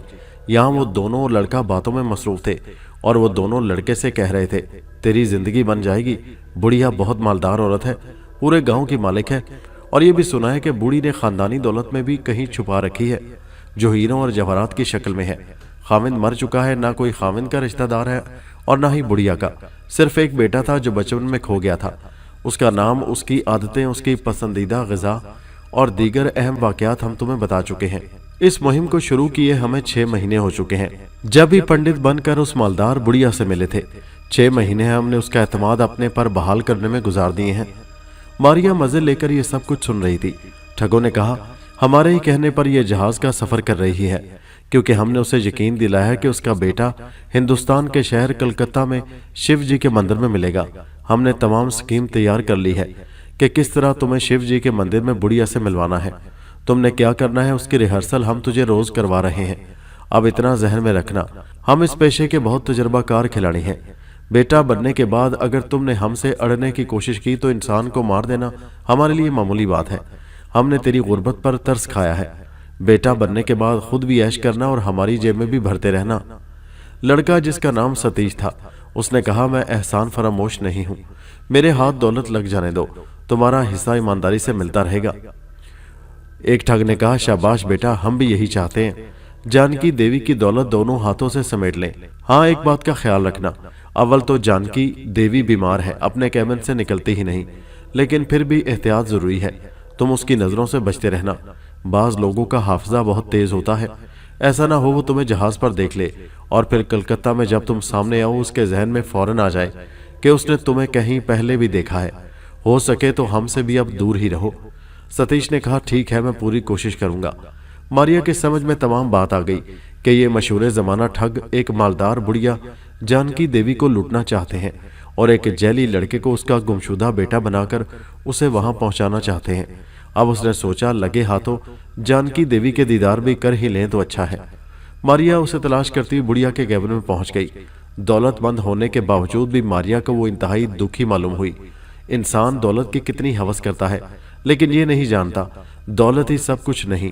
اس بڑھیا کو ہی لے لیجئے، بے حساب دولت ہے لیکن اپنا کوئی نہیں۔ اس کی مامتا انگاروں پر اپنے گمشدہ بیٹے کے لیے لوٹ رہی ہے۔ دل کا سکون اور راتوں کی نیند تک اڑ چکی ہے۔ کیا دولت اس کے بیٹے کا نعم البدل ہو سکتی ہے؟ کیا دولت اس کو سکون مہیا کر سکتی ہے، خون کے رشتے پیدا کر سکتی ہے؟ نہیں، ہرگز نہیں۔ اس نے سنا بڑھیا اپنے آپ سے کہہ رہی تھی، اب تو جیون کا دیا ٹمٹما رہا ہے، موت کا کوئی بھی جھونکا اسے بجھا دے گا۔ بھگوان کرے تو مل جائے بیٹا، میری ارتھی کو آگ کون دکھائے گا؟ میری آتما ہمیشہ بھٹکتی رہے گی۔ آنسو بوڑھی کے جھریوں سے اٹے ہوئے گالوں پر بہہ نکلے۔ ماریا کو اس بڑھیا پر بہت رحم آیا اور اس نے سوچا کاش اس کا اصلی بیٹا اسے مل جائے۔ یہ ٹھگ کتنے بے رحم ہیں جو ایک ماں کی مامتا سے دھوکہ کر رہے ہیں۔ ماں کے کلیجے سے اٹھنے والی ٹیس کا انہیں ذرا بھی احساس نہیں۔ یہ کیسے انسان ہیں جنہیں دکھی ماں پر بھی رحم نہیں آتا؟ ماریا نے تہیہ کر لیا کہ وہ اس بڑھیا کو لٹنے سے ضرور بچائے گی۔ اب اس نے اپنا مستقل ٹھکانہ ہی ٹھگوں کے کیبن میں بنا لیا۔ وہ ان سے قریب رہ کر ہر اسکیم سے آگاہ رہنا چاہتی تھی۔ دوسری طرف ناگ ایک بار پھر سرخ پھول کے پیچھے سمندر کی تہہ میں سر کٹی راجکماری کا دھڑ لینے کے لیے جا رہا تھا۔ آدم خور جڑوں کے قریب جا کر اس نے اپنے آپ کو چھوٹی سی مچھلی میں تبدیل کیا اور ان سے بچ کر نکل گیا، اور پھر وہ بارادری میں پہنچ گیا۔ لیکن یہ دیکھ کر اس کی حیرت کی انتہا نہ رہی کہ راجکماری کا دھڑ وہاں موجود نہ تھا۔ وہ دوبارہ انسان کے روپ میں بارادری میں بیٹھا سوچ رہا تھا کہ اب کیا کرے۔ ضرور اس سمندری چڑیل نے اس دھڑ کو اپنے جادو کے زور سے کہیں غائب کر دیا ہے۔ اس نے بارادری کا چپا چپا چھان مارا لیکن دھڑ نہ مل سکا۔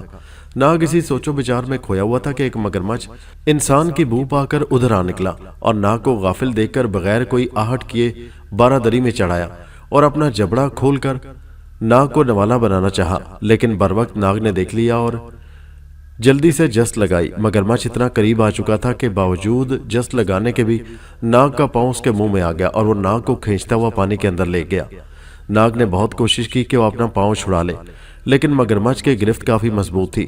مگرمچھ اور ناگ میں مقابلہ ہو رہا تھا، لیکن مگرمچھ پانی کا بادشاہ ہوتا ہے۔ جیسے وہ ناگ کو گھسیٹ کر پتھروں میں بنی ایک غار میں لے گیا جہاں تھوڑے پانی میں اس کے بچے تیرتے پھر رہے تھے اور یہی غار اس کا گھر تھا۔ اب ناگ کو پتہ چلا یہ نر نہیں مادہ ہے جو اپنے بچوں کی خوراک کے لیے اسے یہاں کھینچ لائی ہے۔ ناگ کو دیکھ کر یہ سخت حیرت ہوئی کہ جس کی تلاش میں وہ پریشان ہے وہی راجکماری کا دھڑ اسی غار میں ایک اونچے پتھر کے چبوترے پر پڑا ہوا تھا۔ ناگ خود اس وقت موت کے منہ میں پھنسا ہوا تھا اور سوچ رہا تھا کہ کیسے اس شکنجے سے جان چھڑائے۔ مگرمچھ کے بچے ناگ کے گرد کلبلاتے پھر رہے تھے، مگر حیرت کی بات یہ تھی کہ انہوں نے راجکماری کے دھڑ کی طرف نظر اٹھا کر بھی نہ دیکھا۔ ناگ نے خدا سے دعا کی، اے رب العالمین، اس مشکل میں میری مدد فرما۔ شاید یہ قبولیت کا ہی وقت تھا۔ ناگ نے دیکھا اس غار کے دھانے سے ایک بڑی مچھلی اندر داخل ہوئی اور اس نے مگرمچھ کے بچوں کو کھانا شروع کر دیا۔ ماں کی مامتا بے چین ہو گئی اور مادہ مگرمچھ نے ناگ کی ٹانگ چھوڑ کر اس مچھلی پر حملہ کر دیا۔ پھر تو غار میں بھونچال سا آ گیا۔ مچھلی اور مگرمچھ میں زبردست مقابلہ شروع ہو گیا اور اسی جنگ میں وہ دونوں غار سے لڑتی ہوئی گہرے پانی میں چلی گئیں۔ مادہ مگرمچھ نے بقایا بچوں کو بچانے کے لیے قدم اٹھایا تھا جو ناگ کے حق میں بہتر ہو گیا۔ اس نے راجکماری کا دھڑ اٹھایا اور اس غار سے باہر نکل گیا اور پرپیچ پہاڑی راستوں سے ہوتا ہوا آدم خور جڑوں والے علاقے میں پہنچ گیا۔ اب یہاں سے وہ خود تو مچھلی بن کر گزر سکتا تھا، دھڑ کو لے کر گزرنا بھی ایک مصیبت بن گیا۔ اس کے علاوہ کوئی اور دوسرا راستہ نہیں تھا، اگر ہوگا بھی تو ناگ کو اس کا علم نہ تھا۔ وہ ایک جگہ رک کر پھر خیالوں کے سمندر میں کھو گیا۔ معاملہ پانی کا تھا، خشکی ہوتی تو وہ بڑا سا پرندہ بن کر اڑ کر نکل جاتا۔ دونوں پھول اسی جگہ ایک پتھر سے لگے ہوئے موجود تھے۔ ناگ کے ذہن میں فوراً یہ بات آ گئی کہ جب سرخ پھول وہاں سے گزرے تھے تو ان جڑوں نے کوئی مزاحمت نہ کی تھی۔ ضرور ان پھولوں میں کوئی اسرار ہوگا جس سے یہ آدم خور جڑوں سے محفوظ ہو کر گزر جاتے ہیں۔ ناگ نے دونوں پھولوں کو پتھر کے پاس سے اٹھا لیا اور اپنے ہاتھ میں لے کر گزرنے کی کوشش کی۔ اس کا خیال درست نکلا، جڑوں نے کوئی مزاحمت نہ کی اور ناگ آرام سے دھڑ کو لے کر تیرتا ہوا پانی کی سطح پر آ گیا اور اب ساحل کی طرف چل پڑا اور دھڑ کو لے کر پانی سے باہر آ گیا۔ ناگ راجکماری کے دھڑ کے ساتھ ہی غار میں داخل ہوا تھا اور جلدی جلدی کٹے ہوئے سر کے پاس آبشار کے قریب پہنچ گیا۔ राजकुमारी ने अपना धड़ देखा, पहले वो हंसी और फिर रोने लगी। नाग ने कहा, राजकुमारी बहन तुम हंसी क्यों और रोने क्यों लगी? राजकुमारी ने कहा, हंसी इसलिए कि तुम मेरे धड़ को लाने में कामयाब हो गए, और रोई इसलिए हूं कि जूं ही मेरा धड़ सर से जुड़ेगा जिन को खबर हो जाएगी और वो आकर तुम्हें हलाक कर देगा। अचानक नाग को तिलिस्मी तीर कमान का ख्याल आ गया जो ढांचे की कब्र के पास वो छोड़ आया था। उसने धड़ यहाँ एक पत्थर पर हिफाजत से रख दिया और खुद राजकुमारी से कहकर कि मैं जिन से मुकाबले की तैयारी कर लूं, पहाड़ी गार की तरफ चल दिया। वो गार में दाखिल हुआ, लेकिन यहाँ तीर और कमान गायब था। नाग को सख्त मायूसी हुई और वो सोचने लगा, जो ही धड़ से सर जुड़ गया जिन गार में आ जाएगा, क्या वो जिन की पुरस्रार ताकतों का मुकाबला कर सकेगा? वो मायूसी के आलम में वापस आया। राजकुमारी ने कहा, भाई क्या बात है, तुम कुछ अफसुर्दा हो गए हो। नाग ने कहा, वो तिलिस्मी तीर कमान जिससे मैंने जादुई चमगादड़ों को खत्म किया था और जाते वक्त उसे गार में छुपा गया था, वहां से गायब है। राजकुमारी ने कहा, मैंने तो पहले ही तुम्हें कहा था जज्बाती होकर कोई कदम न उठाना। अब जबकि तुम आधी कामयाबी हासिल कर चुके हो, इस पर वो खौफनाक जिन आकर पानी फेर देगा। जो ही सर धड़ से मिला उसे इतला हो जाएगी और वो यहाँ पहुंच जाएगा। नाग ने कहा, राजकुमारी क्या तुम्हें उस जिन की किसी कमजोरी का इल्म नहीं कि वो कैसे हलाक हो सकता है? राजकुमारी ने कहा, भाई मुझे जितना इल्म था तुम्हें बता चुकी हूँ, इससे ज्यादा मैं कुछ नहीं जानती। अब भी वक्त है, मैं तो दुखों की जिंदगी की आदी हो चुकी हूँ और ये नहीं चाहती कोई और मेरे लिए अपनी जान गंवा दे। नाग ने कहा, तुम्हें बहन कहा है तो भाई को ये मशवरा न दो कि वो बहन को इस मुसीबत के जहन्नम में जलता छोड़ जाए।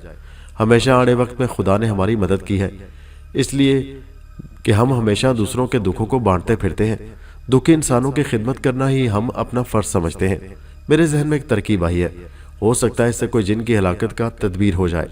मैं तुम्हारा धड़ और सर दोनों इस गार से ले चलता हूँ और किसी और मकाम पर जहाँ जिन न पहुँच सके तुम्हारा सर धड़ से जोड़ देता हूँ।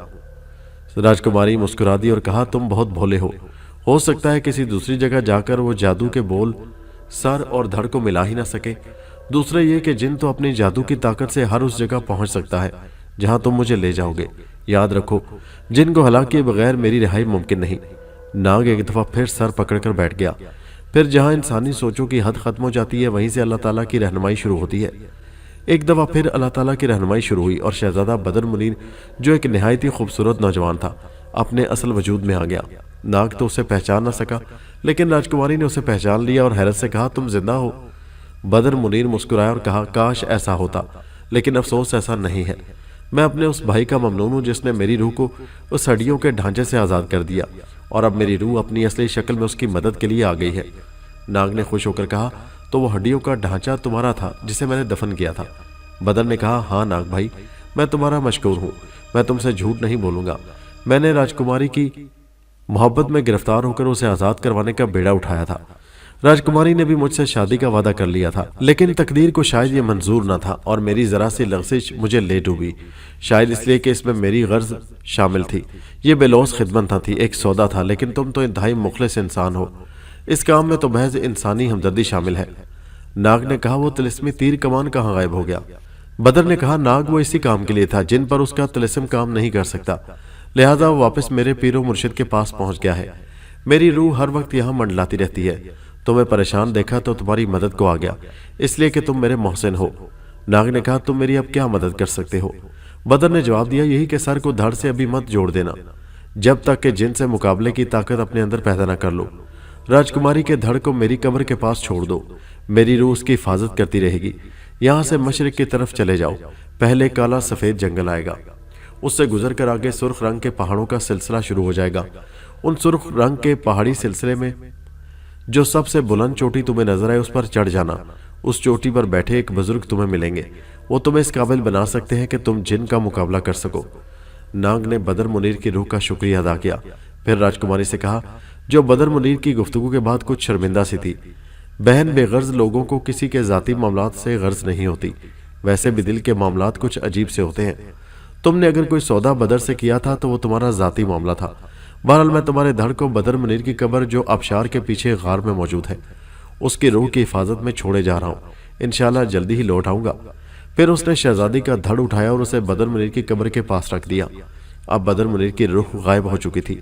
नाग गार से निकलकर बाहर आया और उकाब की सूरत में उड़ता हुआ यहाँ से रवाना हो गया। रात का वक्त था जब अंबर की कश्ती हबशियों के जजीरे से जा लगी अंबर दिल में सोच रहा था, खुदा जाने फेडरिक की माँ जिंदा भी होगी या नहीं, और मेरी गैरहाजिरी में फेडरिक का क्या हाल होगा। वो तो पहले ही मेहनत और मुशक्कत से काफी कमजोर हो चुका था। अंबर अंधेरे में चला जा रहा था। उसने अपनी कश्ती हबशी लोगों की कश्तियों की जगह से काफी दूर सरकंडों में छुपा दी थी। अब वो उसी जगह जा रहा था जहां रात के वक्त हबशी उन मजबूर कैदियों को जंजीर से बांधकर खुले आसमान के नीचे सोने के लिए छोड़ देते हैं। हबशी सरदार जेरी होम मुतमईन था कि अंबर को समुद्र का भंवर निगल चुका है और अब कोई भी ताकत उस जजीरे पर उनके खिलाफ सर नहीं उठा सकती, इसलिए यहाँ पहरा बराए नाम ही था। अलबत्ता कुत्तों को जरूर रात भर खुला छोड़ दिया जाता था, जिनकी तादाद में अंबर ने खासी कमी कर दी थी।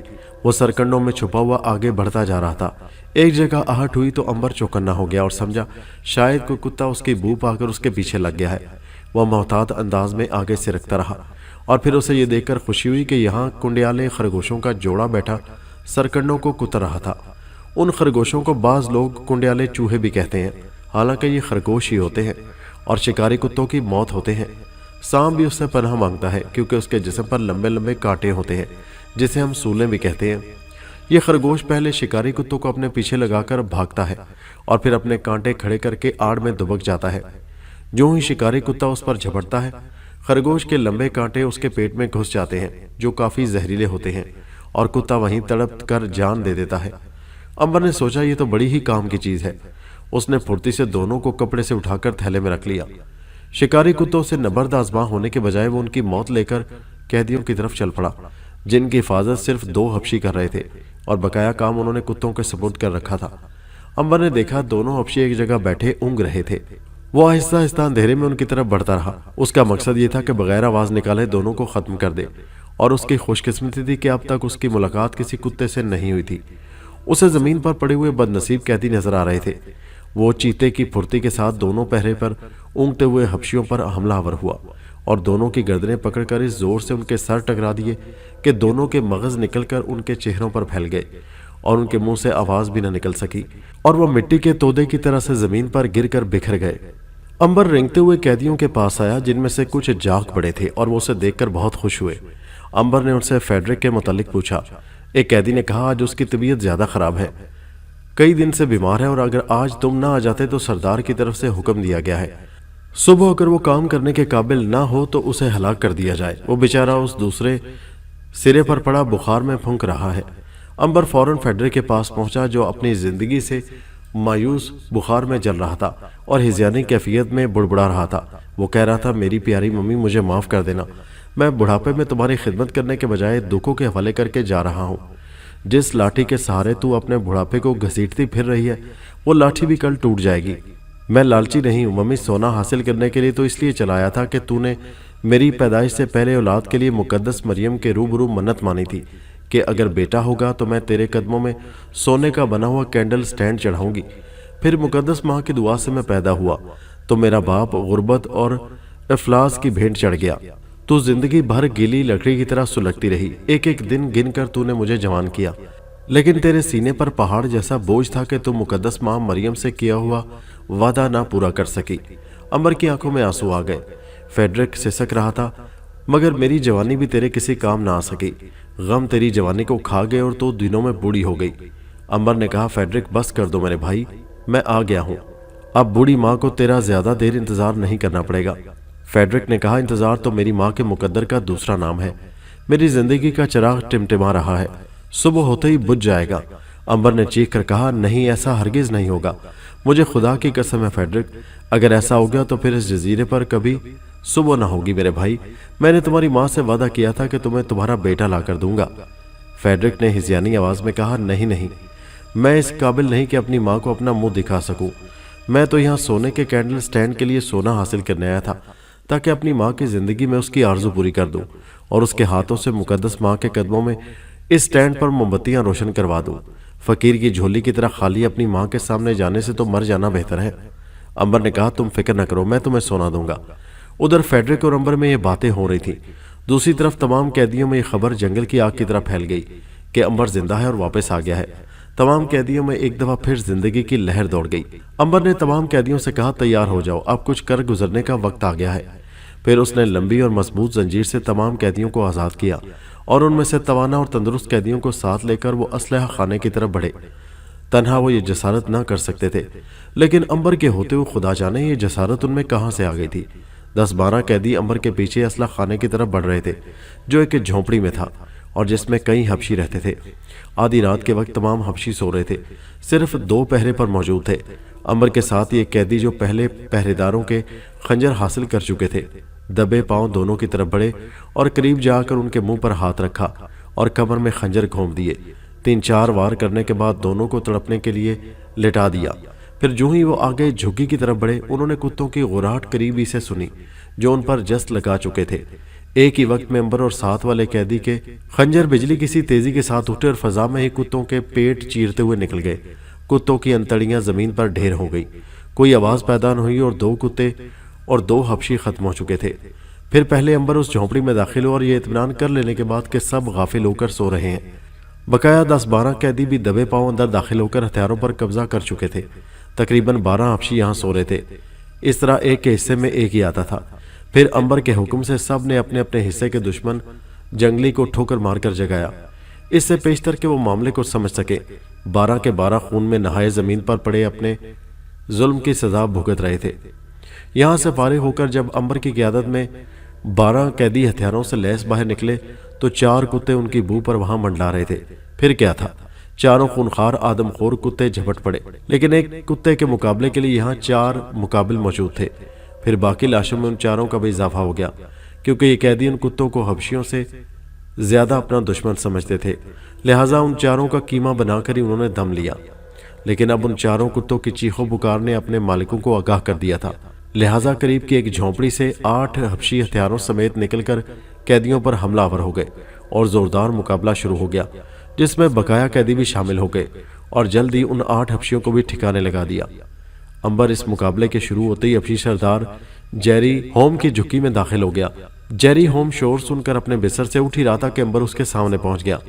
जेरी होम को यकीन नहीं आ रहा था, वो आंखें मल मल कर हैरत से देख रहा था। अंबर ने कहा, खूब अच्छी तरह से देख लो सरदार, मैं गया वक्त था फिर लौट आया हूं। तुम अपने गुनाहों को याद कर लो। तुम्हारे जिस्म का कीमा भी कर दिया जाए तो इतनी बोटियां ना होंगी जितने तुम्हारे गुनाह हैं। अंबर जेरी होम की तरफ मुतवज्जो था और पीछे से उसका नायब लुबू हाथ में तलवार लिए उसकी तरफ बढ़ रहा था, जिसे सिर्फ जेरी होम देख रहा था और उसकी कोशिश थी कि अंबर उसकी तरफ मुतवज्जो रहे। उसने सहमे हुए अंदाज में कहा, अंबर मैं एक दफा फिर तुम्हारी तरफ दोस्ती का हाथ बढ़ाता हूं। इस दौरान में लुबू ने पीछे से अंबर की कमर में जोरदार तलवार की नोक घुसेड़ दी, लेकिन नोक टूट गई और अंबर ने मुड़कर लुबू को दूसरा वार करने की मोहलत न दी और उसे उठाकर जमीन पर दे मारा, जिससे उसकी कमर की हड्डी चटक गई। अंबर ने जल्दी से मुड़कर देखा, लेकिन इस लम्हा से फायदा उठाकर जेरी होम फरार हो चुका था। अंबर उसके पीछे ही बाहर निकल गया, जहां कैदियों और हबशियों के दरमियान तलवारें और खंजर चल रहे थे। कैदियों की तादाद हबशियों से ज्यादा थी और वो अपने ऊपर किए हुए मजालिम का गिन गिन कर बदला ले रहे थे। अंबर ने देखा जेरी होम अपने तमाम बकाया कुत्तों के साथ एक बड़ी सी झुग्गी में दाखिल हो गया था। उसके एक हाथ में नंगी तलवार और दूसरे में जंजीर से बंधा हुआ कांटों वाला लोहे का गुर्ज था। अंबर ने कैदी से कहा, फेडर का ख्याल रखना, और फिर बावाज़े बुलंद तमाम कैदियों से कहा, खबरदार एक हबशी भी जिंदा बचकर न जाए। लड़ने वालों का डट कर मुकाबला करो और भागने वालों का दुनिया के आखिरी कोने तक पीछा करो। याद रखो, ऐसे मौके बार बार नहीं मिला करते। इस जंगे आज़ादी को फैसला कुन बना दो। तुम इन हबशियों से निपटो और मैं उनके सरदार बड़े शैतान की खबर लेता हूँ। अंबर भागता हुआ उस झुग्गी की तरफ चला गया जहाँ जेरी होम छुपा हुआ था।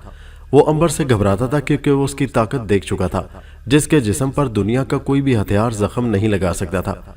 अंबर ने देखा झुग्गी का दरवाजा अंदर से बंद था। अंबर ने थोड़ी ही मेहनत से उसे तोड़ फेंका। दरवाजा टूटते ही 4 कुत्तों ने अंबर पर छलांग लगाई। अंबर एक तरफ हट गया और कुत्ते अपने ही जोर में दूर जाकर रुके। अंबर ने फौरन एक कुंडियाला खरगोश निकाला और उसे छोड़ दिया। चारों कुत्ते जो दोबारा पलट रहे थे शिकार के पीछे भाग गए। अंबर अंदर दाखिल हुआ तो 4 और खूनखार कुत्तों की जेरी होम ने जंजीर खोल दी, जो बेकरार होकर गुर्रा रहे थे और दरवाजे की तरफ मुंह करके भौंक रहे थे।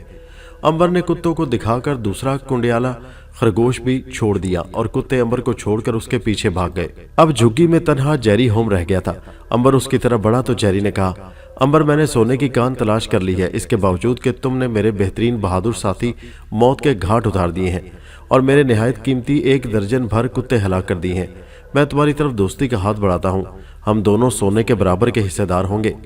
अंबर ने कहा, तुम मुझे सोने के नहीं जुल्म करने में बराबर के गुनाहगार बनाना चाहते हो। मैं ऐसे सोने को ठोकर मारता हूँ जो इंसानों पर जुल्म करके हासिल होता है। जिस लालच की तलवार से तुमने कई बेगुनाहों का खून किया है, मैं उसमें हिस्सेदार बनकर अपने लिए जहन्नुम नहीं खरीदना चाहता। फिक्र मत करो, जिस सोने के लिए तुम इंसान से हैवान बन गए हो, मैं तुम्हारी कब्र उसी सोने की कान में बना दूंगा। जेरी होम ने कहा, तो हमारे दरमियान मुसलत की हर तदबीर खत्म हो गई है। अंबर ने कहा, ऐसा ही समझ लो। जेरी होम ने आगे बढ़कर अंबर पर ताबड़तोड़ हमले शुरू कर दिए। वो दोनों हाथों के हथियार इस्तेमाल कर रहा था और अंबर के गले, सर और सीने पर वार कर रहा था, लेकिन फौलाद पर खराश तक न आ सकी थी। अंबर ने उसे पूरा मौका दिया। जेरी के हाथ में कई तलवारें, भाले और कुल्हाड़ियां अंबर को कत्ल करने की हसरत में टूट चुकी थी और अब वो जंगली भैंसे की तरह हाँप रहा था। अंबर ने कहा, जेरी, दिल की हसरत पूरी कर लो। मरते वक्त ये ख्याल ना आए कि तुम्हें मैंने हमला करने और मुकाबला करने का मौका न दिया। जेरी जवाब देने के बजाय भागा और किसी चीज से टकरा कर गिर पड़ा। फिर आंखें फाड़ कर अंबर की तरफ देखने लगा। अंबर ने कहा, नहीं जेरी, मैं तुम्हें अपने हाथ से कत्ल नहीं करूंगा। तुम्हारा कत्ल उन्हीं मजलूमों के हाथों होगा जो अपने माँ बाप, बीवी बच्चों से जुदा होकर कैदे तन्हाई में तुम्हारे जुल्म की चक्की में पिसते रहे हैं। मैंने सिर्फ तुम्हें दफनाने का वादा किया है, जो जरूर पूरा करूंगा। जेरी फिर उठकर बाहर भागा, जहां मैदान में हर तरफ हबशियों की लाशें बिखरी पड़ी थीं और कैदी खून आलूद तलवारें हाथों में लेकर दंदनाते फिर रहे थे। अंबर ने कहा, साथियों, जालिमों का सरगना सरदार जेरी होम आ रहा है, इसे भी इसके साथियों के पास पहुंचा दो। फिर क्या था, कैदियों ने चारों तरफ से जेरी होम को घेरे में ले लिया और आहिस्ता आहिस्ता जख्म लगा कर उसे मारने लगे। वो भैंसे की तरह गला फाड़ता रहा। खुदा के लिए मुझे तड़पा कर मत मारो, मुझे एकदम कत्ल कर दो। कैदियों में से एक ने कहा, सरदार, तुम भी हमें आहिस्ता आहिस्ता कत्ल करते रहे हो। हम तुम्हें दिखाना चाहते हैं कि आदमी को आहिस्ता आहिस्ता कत्ल किया जाए तो उसे कितनी तकलीफ होती है। अंबर ने कहा, अब ये खूनी ड्रामा खत्म कर दो, तुम लोगों को लौटकर घर भी जाना है। ये तमाम मंजर फेडरिक भी देख रहा था और उसकी आधी बीमारी दूर हो गई थी और सरदार के कत्ल में हिस्सा लेने के लिए उसने भी एक तलवार पकड़ ली थी। फिर अंबर के हुक्म पर अमल करते हुए सरदार का सर काटकर उसे खत्म कर दिया गया। अंबर ने फेडरिक को गले लगा लिया और कहा, दोस्त, तुम्हारी तबीयत कैसी है? फेडरिक ने कहा, मेरे तमाम मर्जों का इलाज तुमने कर दिया है, तुम मेरे मसीहा हो। और फिर उसने तमाम कैदियों को इकट्ठा किया और कहा, दोस्तों, तुम लोग यहाँ सोना लेने आए थे, मैं तुम्हें सोना देकर भेजूंगा, लेकिन याद रखो, हर काम इत्तेदाल से होना चाहिए। लालच से बचो, ये वो बुरी बला है जो इंसान को निगल जाती है। जिसके पास ये थैला है और यही मसावत का काम देता है। तुम में से हर एक को एक एक थैला सोने का भर के दूंगा, जिसे तुम यहाँ से साथ लेकर अपने घरों को लौट जाओगे। उतना ही खाना अच्छा होता है जो हजम हो जाए, उतना ही उठाने की कोशिश करो जो वबाले जान न बन जाए। ले जाने को तो तुम कश्तियां भर के भी सोना ले जा सकते हो, लेकिन ये लालच हो सकता है तुम्हें समुद्री डाकुओं के हाथों खत्म कर दे, या सोने के लालच में तुम्हें कोई भी लालची इंसान खत्म कर सकता है। ये भी मुमकिन है कि तुम आपस में ही लड़कर कट मरो। लालच की सजा तुम अपने सामने बिखरी हुई लाशों की सूरत में देख चुके हो, इसकी सजा तुम आज तक भुगत रहे हो। कुदरत ने हर चीज में तवाजुन बरकरार रखा हुआ है। खिलाफ फितरत चीज इंसान की हलाकत का सबब बन जाती है। सब साथियों ने कहा, आप हमारे निजात दहिंदा हैं, हम आपके हुक्म पर अमल करेंगे। अंबर ने कहा, यह सोना सिर्फ तुम्हारी मलकियत है, मैं इसमें से एक जर्रा भी नहीं लूंगा। सब ने कहा, यह इंसाफ नहीं है, आप भी बराबर के हकदार हैं। अंबर ने कहा, ठीक है, मैं भी लूंगा और इसे सब में बराबर तकसीम कर दूंगा, इसलिए कि मुझे सोने की जरूरत नहीं है। मेरा कोई घर नहीं, मैं सारी दुनिया को अपना घर समझता हूँ, मेरे माँ बाप नहीं। मैं बूढ़े आदमी और बूढ़ी औरत को अपने माँ बाप समझता हूँ। तुम सब मेरे भाई हो। मैंने जेरी होम से वादा किया था कि उसकी कब्र सोने की कान में बनाऊंगा। आओ पहले उसे दफना दें।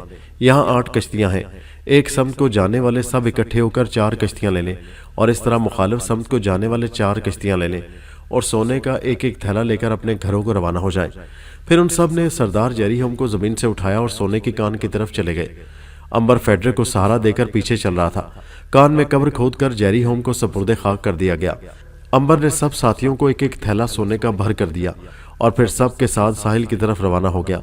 रास्ते में उन्होंने देखा कि कुंडियाले खरगोशों ने 8 कुत्तों को हलाक कर दिया था और उनकी लाशें थोड़े थोड़े फासले पर पड़ी हुई थी। फिर एक समत जाने वाले कैदी 4 कश्तियों में बैठकर रवाना हो गए। इसी तरह दूसरी समत जाने वालों में फेडरिक के साथ अंबर भी था। 4 आदमियों ने पतवार संभाल रखी थी और कश्ती लहरों पर उड़ती जा रही थी।